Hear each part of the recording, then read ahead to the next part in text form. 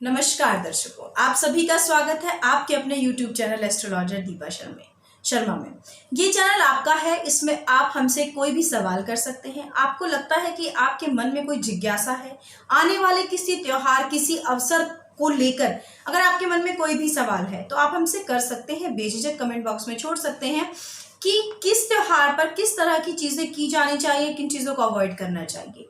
मैं ये सब बातें क्यों कह रही हूँ, क्योंकि आज हम जिस टॉपिक पर बात करेंगे वो टॉपिक है हमारा अक्षय तृतीया। जी हाँ, अक्षय तृतीया पर आज हम बात करने वाले हैं, जो कि इसी महीने अप्रैल में आ रही है, 26 अप्रैल 2020 को। अक्षय तृतीया 26 अप्रैल 2020 को है। इस अक्षय तृतीया के अवसर पर क्या करना चाहिए, क्या होती है अक्षय तृतीया और इसका क्या विशेष महत्व है, कैसे मनानी चाहिए, किन चीजों को करने से आपके घर में शुभता बरकत आती है और किन चीजों को आपको खास करके इस दिन अवॉइड करना चाहिए। इस साल जो संयोग बन रहा है अक्षय तृतीया पर, वो बहुत ही सुंदर संयोग बन रहा है, बहुत ही उत्तम संयोग बन रहा है। अक्षय तृतीया ये समझिए कि 25 अप्रैल को 11:30 बजे से शुरू होगी और 26 अप्रैल को, जी हाँ, 25 अप्रैल से 11:30 बजे शुरू होगी और 26 अप्रैल को 1:20 तक ये रहेगी। यानी कि इसकी जो उदय तिथि होगी वो 26 अप्रैल को होगी और 26 अप्रैल को ही आपको अक्षय तृतीया मनानी है, क्योंकि उदय तिथि में जो तिथि होती है उसी का विशेष महत्व होता है। तो अक्षय तृतीया 26 अप्रैल को मनाई जाएगी। अब ये संयोग क्या है, 6 प्लैनेट का संयोग जो बन रहा है उस पर भी हम चर्चा करेंगे। लेकिन अक्सर ये कहा जाता है कि अक्षय तृतीया पर आपको स्वर्ण खरीदना चाहिए, आपको आभूषण खरीदने चाहिए, ये घर में बरकत के लिए, घर में लक्ष्मी के लिए बहुत ही शुभ होता है। लेकिन इस तरह के पीरियड में, जबकि कोरोना चल रहा है, सोशल डिस्टेंसिंग के लिए बोला जा रहा है, बाहर निकलने के लिए मना किया जा रहा है, सभी दुकानें बंद हैं, सभी बाजार बंद हैं, ऐसे में कैसे आप बाहर जाके शॉपिंग कर सकते हैं, ऐसे में आप बाहर जाके कैसे आप स्वर्ण या चांदी के आभूषण खरीद सकते हैं। कोई आवश्यकता नहीं है आपको। अगर नहीं जा सकते, अगर आप ऑनलाइन मंगा सकते हैं तो बहुत अच्छी बात है। अगर उस पर नहीं ट्रस्ट है, नहीं करना चाहते, तो उसके लिए एक बहुत ही उत्तम उपाय है। आपके घर में जो कुछ रखा है, यानी जो आभूषण रखे हैं, उसमें भी लक्ष्मी जी का साक्षात वास होता है। तो भूलना नहीं है कि आपके घर में जो लक्ष्मी जी रखी हैं उसको भी आप पूजा कर सकते हैं, उन्हें सिर्फ प्रसन्न करना है।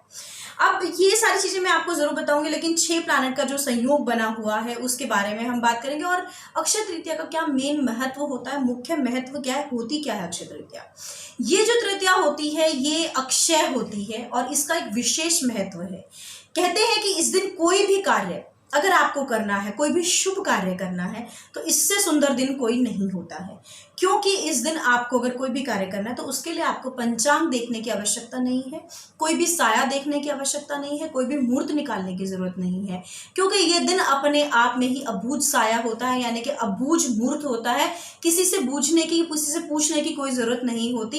इस दिन आप कोई भी कार्य करते हैं तो वो निश्चित रूप से शुभ होता है, अच्छा होता है। जैसे कि मान लीजिए कोई वैवाहिक कार्यक्रम है, गृह प्रवेश करना है, या आपको कोई चीज खरीदनी है, तो अगर आप उस दिन करना चाहते हैं तो निश्चित रूप से आप कोई संबंध जोड़ने के लिए, रिश्ता पक्का करना चाहते हैं, तो वो भी अक्षय तृतीया के दिन किया जा सकता है। इसका आपको विशेष फल प्राप्त होगा। इसलिए क्यों विशेष फल प्राप्त होगा ये भी मैं आपको बता देती हूँ। कहा जाता है कि इस दिन किया हुआ कोई भी कार्य अक्षय होता है, यानी टूटता नहीं है। अक्षय तृतीया के दिन किया हुआ कोई भी दान पुण्य, कोई भी शुभ कर्म जो अगर आप करते हैं तो उसका क्षय नहीं हो सकता, उसे कोई मिटा नहीं सकता, उसे कोई काट नहीं सकता। तो जो भी दान पुण्य आज के दिन जो लोग करेंगे, यानी 26 अप्रैल के लिए जो भी लोग करेंगे, तो उससे उत्तम दान पुण्य के लिए कोई दिन हो ही नहीं सकता अक्षय तृतीया से। तो आप दान पुण्य अगर करना चाहते हैं, कोई भी पूजा पाठ का कार्य करना चाहते हैं, अगर बाहर नहीं जा सकते, आप अपने घर में पूजा पाठ कर सकते हैं। उसके लिए भी मैं आपको बताऊंगी कि क्या कुछ पूजा पाठ आपको अक्षय तृतीया के दिन करनी है।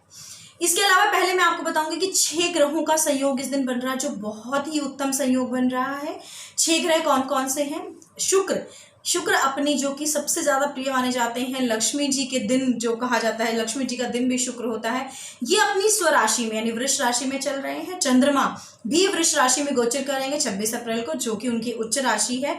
सूर्य अपनी मेष राशि में उच्च की स्थिति में गोचर करेंगे। शनि अपनी स्वराशि में गोचर कर रहे हैं और यहाँ पर राहु केतु भी अपनी उच्च की राशि में गोचर कर रहे हैं। और बुध को यहाँ नीच राशि से मुक्ति मिल जाएगी। तो ओवरऑल अगर हम बात करें 5 से 6 ग्रह, 6 से 7 ग्रह बल्कि कहूँगी कि ये अपने अपने स्थान पर काफ़ी अच्छे से बैठे हैं और मजबूती से बैठे हैं और उच्च और स्व राशियों में बैठे हैं। तो ये जो दिन है आपके लिए उत्तम संयोग लेकर आ रहा है। इस दिन के लिए आप बहुत अच्छे से पूजा कर सकते हैं। पूजा के लिए आपको क्या करना होगा, जो भी आभूषण आपके घर में रखे हैं, चाहे मैं कहती हूँ छोटी सी ही चीज़ रखिए, बहुत सारे आभूषण भी नहीं, कोई एक छोटी सी चीज़ भी अगर आपके पास स्वर्ण की है या चांदी की है उसको आप निकालें। उसको आप थोड़ा सा दूध और गंगा जल से धोएं। धोने के बाद आप उसको लाल कपड़े पर लक्ष्मी जी के जैसे आसन देके उसको रखें। आप उसका रोली और कुमकुम चावल से उसको तिलक करें।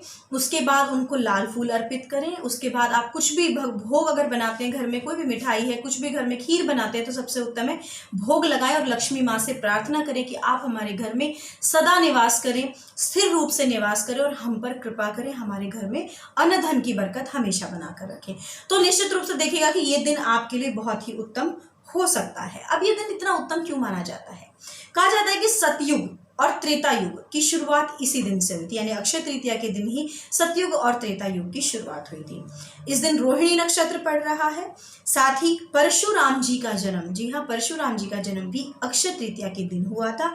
और सबसे उत्तम बात कि माँ गंगा जी का जो आगमन हुआ था धरती पर, वो भी अक्षय तृतीया के दिन ही हुआ था। अक्षय तृतीया के दिन ही बद्रीनाथ के जो भगवान बद्रीनाथ जी का धाम है उनके कपाट खुलते हैं। और ऐसी बहुत सारी चीज़ें व्यास जी ने महाभारत की शुरुआत इसी दिन लिखने की थी। और जो कोई भी बहुत सारे ऐसे काम, बांके बिहारी मंदिर में जो चरणों के दर्शन होते हैं वो सिर्फ इसी दिन किए जाते हैं। तो ऐसे बहुत सारे शुभ कार्य अक्षय तृतीया के दिन संपन्न किए जाते हैं। अब आप समझ सकते हैं कि इस तिथि का इतना महत्व क्यों है। इसके अलावा और क्या कर सकते हैं अक्षय तृतीया के दिन? ये तो हमने बात की कि हमने पूजा कैसे करनी चाहिए, लक्ष्मी जी को प्रसन्न कैसे करना चाहिए, साथ ही साथ हमें कौन कौन से ग्रह हैं जो हमारे लिए शुभ फल लेकर आए हैं, हर राशि के लिए किस दिन इसकी पूजा करनी है। ये सारी चीज़ों के अलावा हम बात करेंगे कि अगर आप चाहते हैं, जैसे मान लीजिए जिन कन्याओं का विवाह नहीं हो, क्योंकि इसके पीछे कहानी है कि माँ पार्वती जी ने भगवान के लिए ये इस दिन व्रत रखा था उनको पाने के लिए। तो आप अक्षय तृतीया, क्योंकि कहा जाता है कि इस दिन जो भी पुण्य कर रहे हैं उसे कोई अक्षय नहीं कर सकता। तो आपको इस दिन जो कुंवारी कन्याएं हैं जिनके विवाह में बाधा आ रही है, अड़चन आ रही है, वो इस दिन व्रत जरूर करें, क्योंकि इस दिन नमक को निषेध माना जाता है। नमक का सेवन ना करते हुए व्रत करें और भगवान शिव से अपनी प्रार्थना रखें, मनोकामना रखें। माँ लक्ष्मी जी से प्रार्थना करें कि आपके जीवन में खुशहाली बनी रहे, सौभाग्य बना रहे। जिन स्त्रियों को संतान की प्राप्ति नहीं हो रही वो भी इस दिन व्रत रख सकते हैं, उनके लिए भी बहुत ही उत्तम दिन है। अगर वो भी इस दिन का व्रत करती हैं तो निश्चित रूप से आपको संतान की प्राप्ति होगी। माँ लक्ष्मी, माँ संतान लक्ष्मी आप पर जरूर कृपा करेंगी।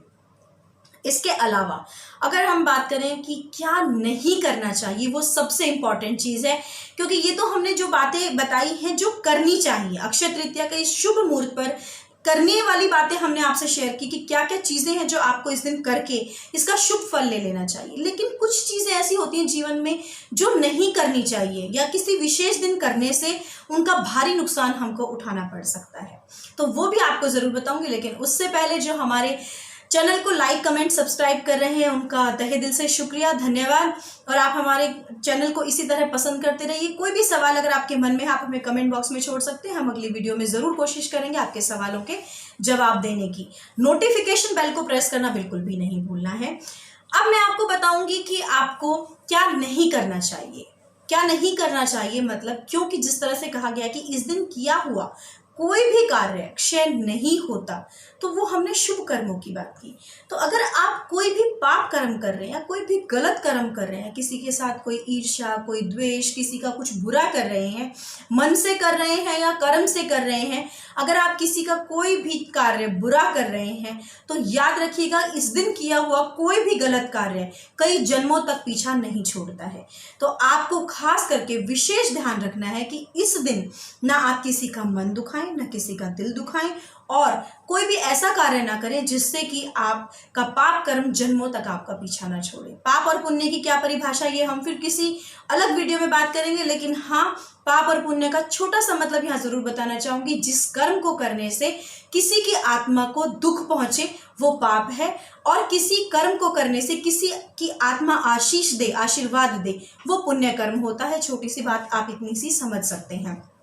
तो यहाँ पर यही बताऊंगी कि आपको कोई भी पाप कर्म, उस दिन कोई भी गलत कार्य नहीं करना है 26 अप्रैल के दिन, और माँ लक्ष्मी जी को प्रसन्न करें। घर की जो महिलाएं हैं वो घर की हमेशा लक्ष्मी कही जाती हैं, उनका आदर हमेशा कीजिए, क्योंकि वो ही आपके घर की लक्ष्मी है। अगर आप उन्हें प्रसन्न रखेंगे तो आपकी जो धन देने वाली लक्ष्मी है वो कभी भी आपसे नाराज नहीं होगी। अगली वीडियो में जल्दी आपसे मिलूंगी किसी नए विषय को लेकर। अक्षय तृतीया की आप सभी को चलते चलते बहुत सारी शुभकामनाएं, और फिर हम आपके सामने जल्दी से हाजिर होंगे। आज के लिए इतना ही। घर पर रहें, सुरक्षित रहें और अपनों को भी सुरक्षित रखें। नमस्कार।